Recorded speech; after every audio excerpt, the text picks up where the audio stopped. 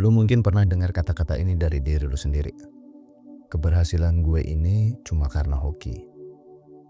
Atau yang lainnya, gimana ya seandainya kalau orang-orang sadar kalau gue gak sehebat itu. Gue gak pantas ada di sini. Itu contoh-contoh bisikan yang sering bikin kita ragu sama diri sendiri.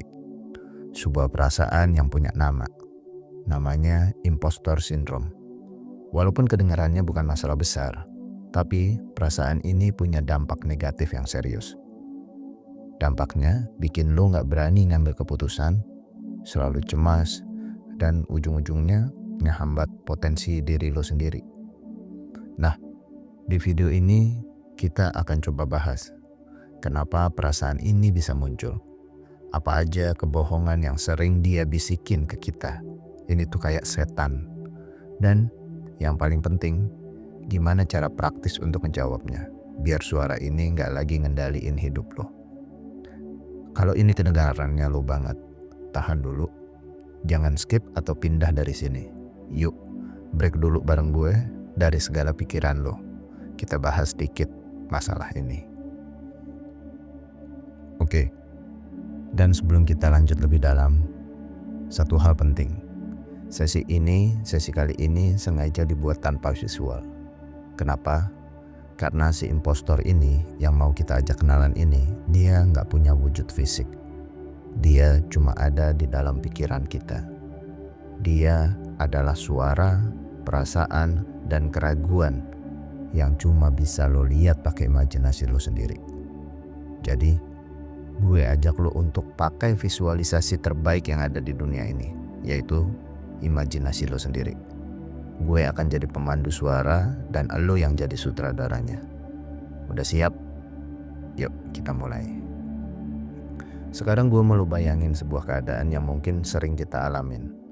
Bayangin aja, lo baru aja selesai presentasi penting.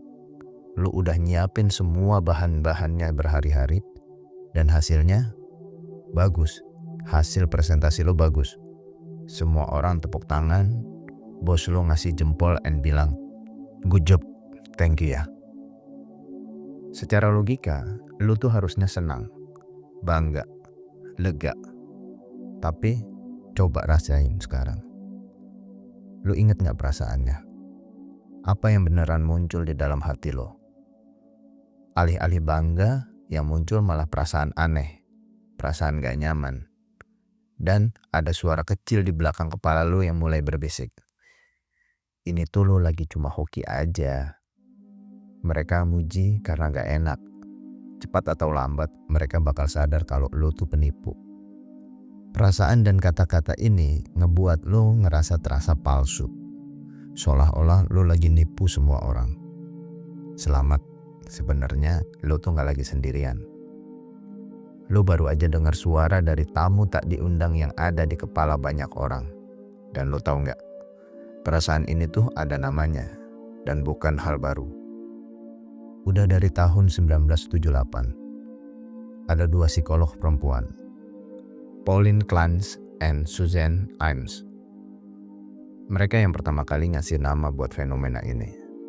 Namanya seperti yang tadi udah gue bilang, impostor syndrome. Mereka sadar kalau banyak banget orang-orang sukses di luar sana. Diam-diam mereka ngerasa seperti kayak gak pantas mencapainya. Dan ini disebabkan oleh suara-suara di dalam kepalanya. Ngerasa mereka tuh kayak seorang penipu. Dan orang di balik itu semua atau suara di balik itu semua yang bakal kita bahas kali ini. Kita namain aja dia si penipu. Kita masuk ke bab 2. Kita coba dialog dengan si penipu ini. Sekarang kita akan coba latihan singkat aja. Kalau lo lagi di tempat yang aman, coba pejamkan mata lo. Tarik nafas pelan, santai. Gue mau lo bayangin si penipu yang ada di kepala lo itu. Bayangin dia lagi duduk di kursi. Dia ada di seberang lo sekarang. Kita mau ajak dia kenalan. Udah kelihatan bentuknya? Coba lihat wujudnya. Apa dia kelihatan kayak orang yang suka kritis and jutek? Atau malah kelihatan kayak versi diri lo sendiri yang ngeremehin diri lo yang asli. Bayangin, baju apa yang dia pakai. Terus sekarang lo fokus ke suaranya. Gimana? Suaranya pas bilang ke lo, pas ngomong ke lo tuh gak cukup baik. Suara dia kedengaran berat dan intimidating atau enggak? Atau sinis kayak nganggep rendah lo gitu? Atau mungkin orang itu seperti diri lo sendiri tapi yang versi lebih sendu dan gak punya kepercayaan diri.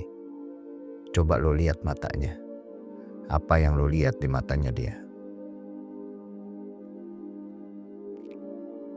Jadi, apapun yang lo bayangin tentang si penipu ini, bayangin dia tuh bukan diri lo.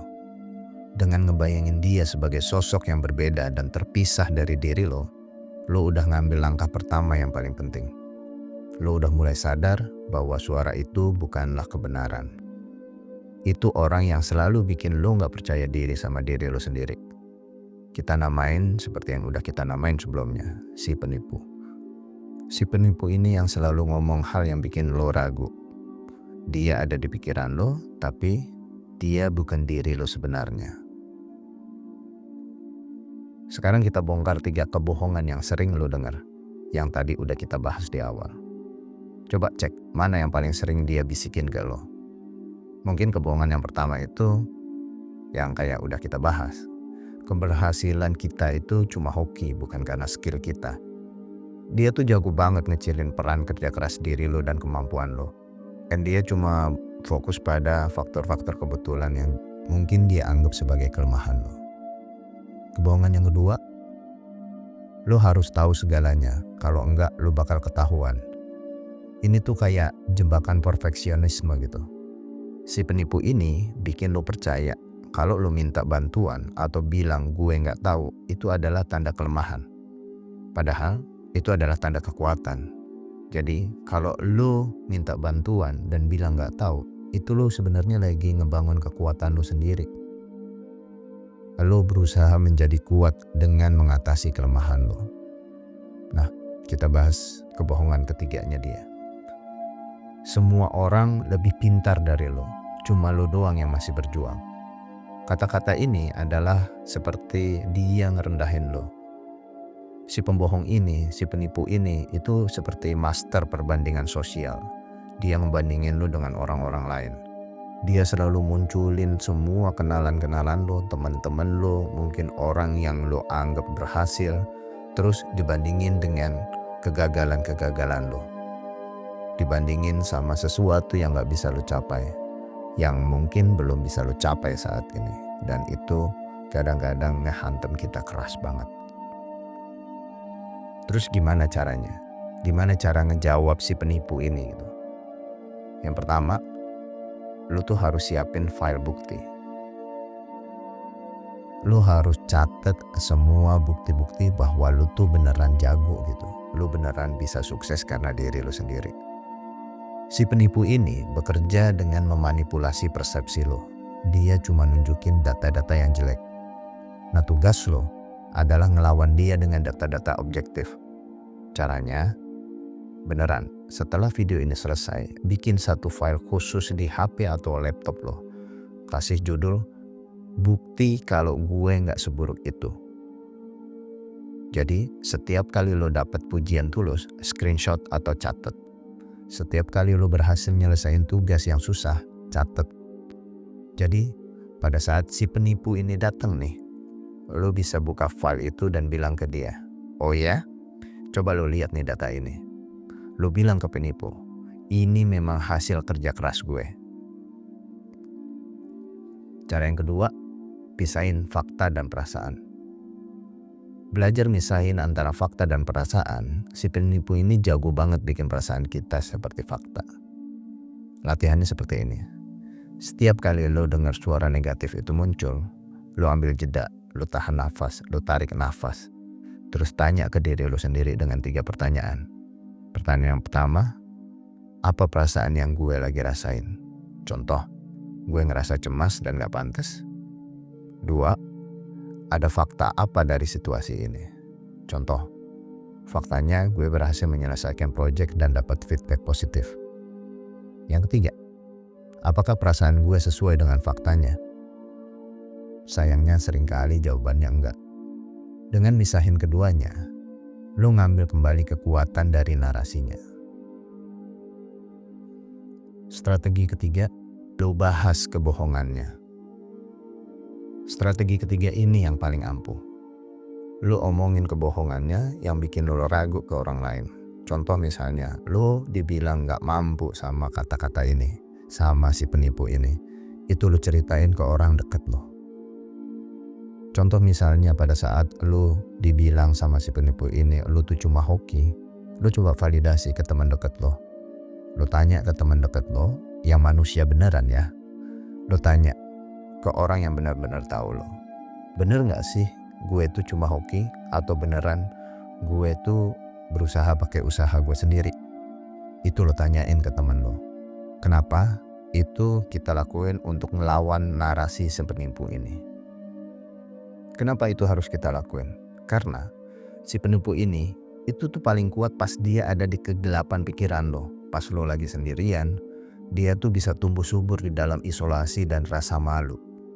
Saat lo berani ngomongin perasaan ini ke teman yang lo percaya, mentor, atau bahkan pasangan, lo seolah-olah nyalain lampu di ruangan gelap. Dan lo akan kaget pasti. Seringkali jawaban yang lo dapet adalah, "Hah? Gue juga sering banget ngerasa gitu."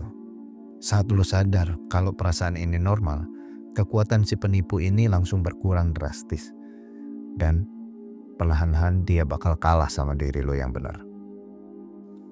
Jadi pada akhirnya setelah kita kenalan, kita tahu kebohongannya, dan kita punya cara buat ngejawabnya, apa tujuan kita selanjutnya?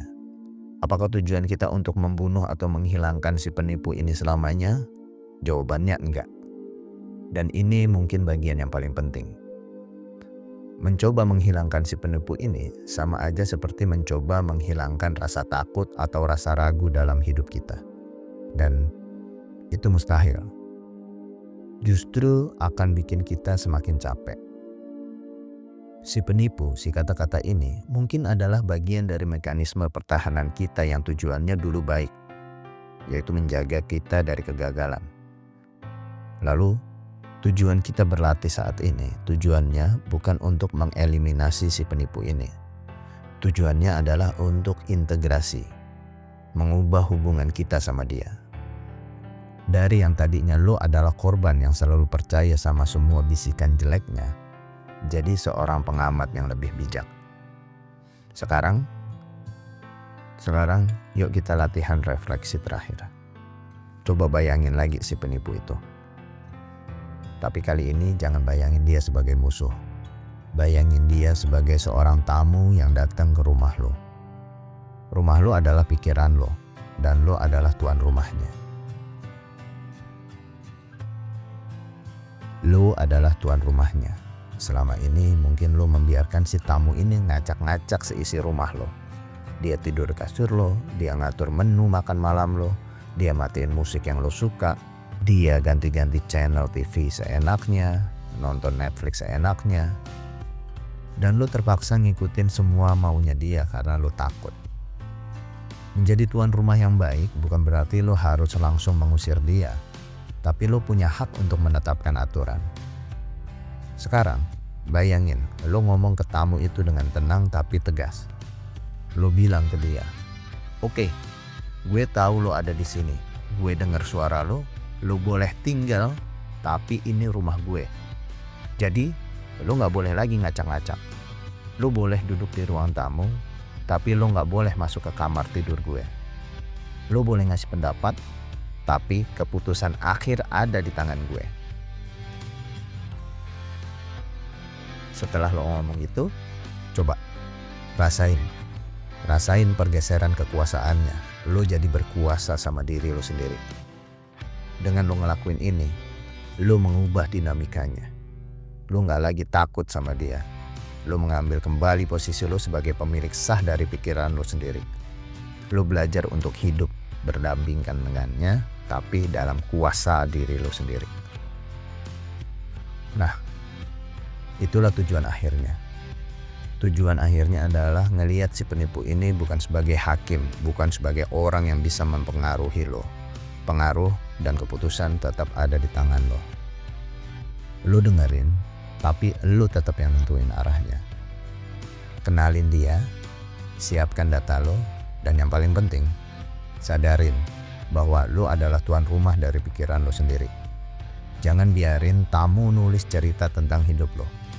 Jangan pernah kalah lagi sama si penipu ini. Thanks ya, udah mau break dulu bareng gue hari ini untuk ngadepin topik yang personal banget. Kalau lo suka sama obrolan kita, subscribe boleh.